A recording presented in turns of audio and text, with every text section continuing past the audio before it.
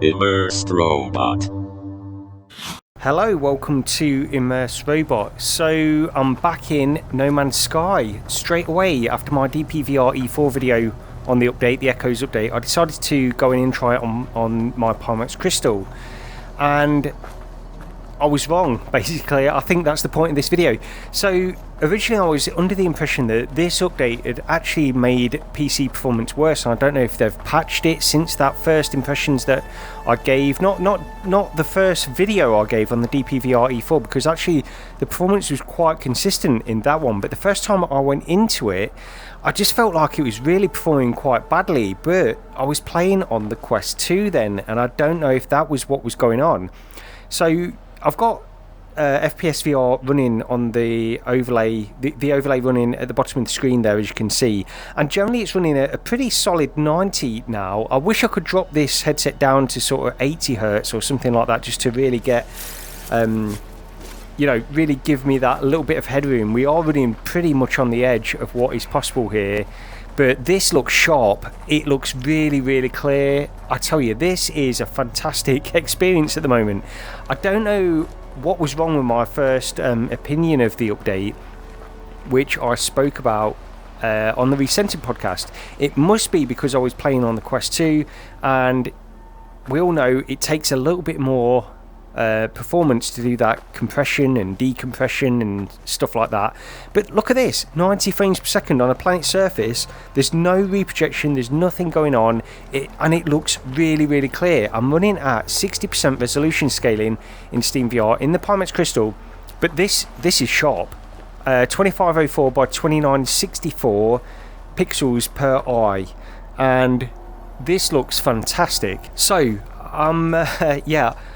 I don't know, I'm still not using dynamic foveated rendering in the Pimax Crystal. They've not incorporated that into this game for the PC. I would love them to do that, give me that extra little boost.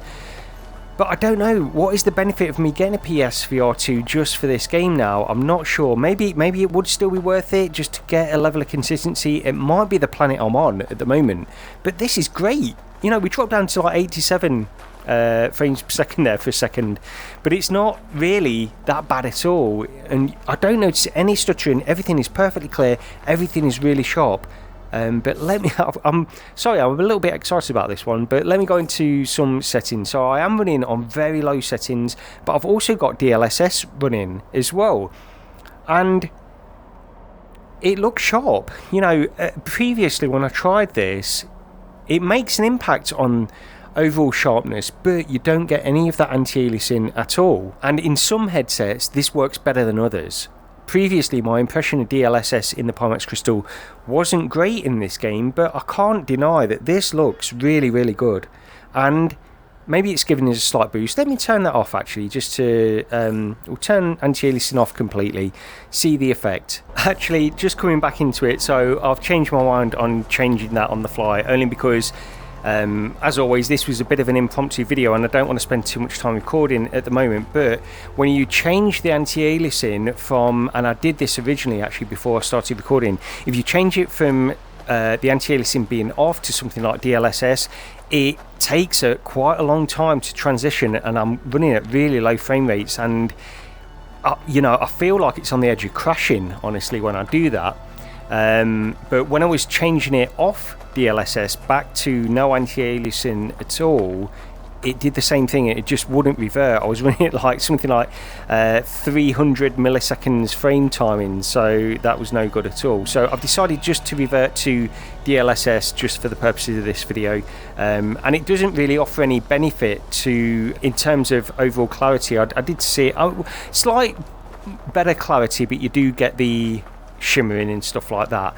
And if DLSS looks this good, I'm willing to put up with it. The stars look really pin sharp as well. Everything looks great.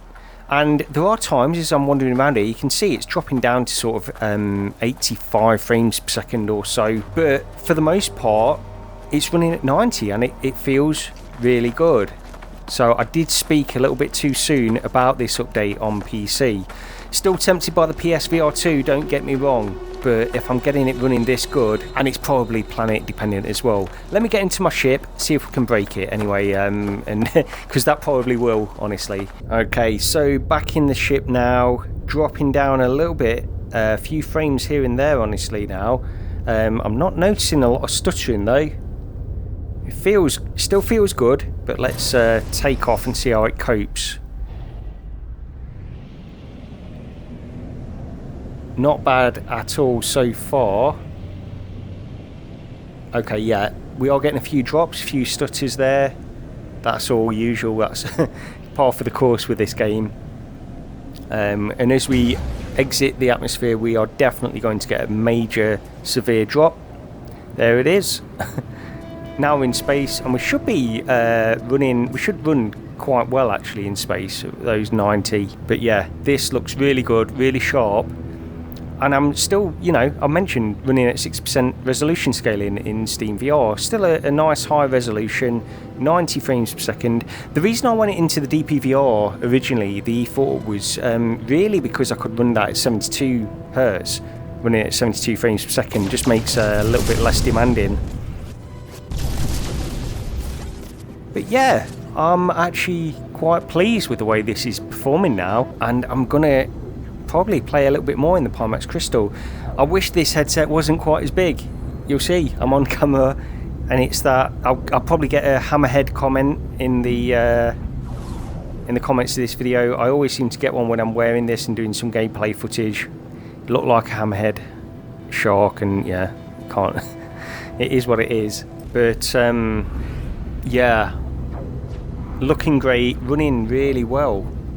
Actually really impressed with this update now. It has to be the fact that I was running in a Quest 2 originally, and that extra demand on your PC to do that encoding just didn't make that a very good experience at all. So I think that tainted my experience, and when I was going in doing that DPVR E4 video, that's why I might have been a little bit more hesitant, even though it was actually running quite well. And as we enter here, you'll see the frame rate drop down. It always happens on this game, but it doesn't feel too bad.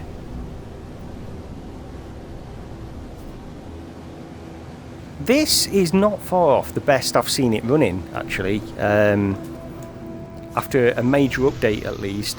And I hope they continue to improve VR performance. But yeah, not a lot else to say really. It's just really to say that this does run quite well. Actually, this is interesting. So when I first got out there were a few drops. We're back up to 90 generally now, and it does feel really smooth. It is dropping a little bit more on this planet. You see, this is the thing, it's probably planet dependent as well, where you can get these kinds of frame rates. But yeah, quite impressed with this. 90, no reprojection, looks great. I don't think it's stopped me wanting a PSVR 2 or anything like that, but the fact is I'm just quite pleased that I've managed to get this running like this on a RTX 3080. But anyway, I'll end it there. I've been rambling on long enough. Thank you very much for watching this video, and I'll see you next time.